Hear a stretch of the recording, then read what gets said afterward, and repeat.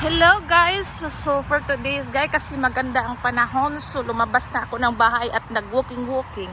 Ito yung surrounding guys, oh. Walking trail. Ang ganda, no? Ang ganda talaga yan. May maliit na lake at saka forest. Yung mga kahoy dito guys, wala pa siyang dahon kasi malamig nga. Pero spring na kami eh. Maybe next month magkadahon na to siya. Saka may mga taong nangingisda sa gilid.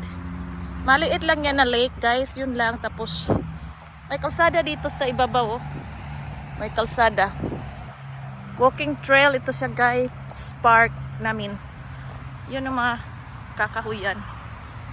Dito ako laging nag-walking kung magandang panahon. Exercise every morning pag hindi ako tinatamad. Ayun, oh. Ayun siya guys. At saka, tingnan nyo naman, oh. Yan yung walking trail ko, guys.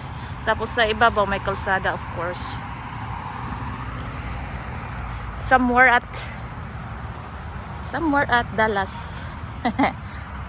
At saka yung kahoy na yan, hindi siya tinibag ng lamig. May mga dahon pa rin siya. Ayun siya. Paikot na ako, guys. So, yun lang. Thanks for watching. Bye!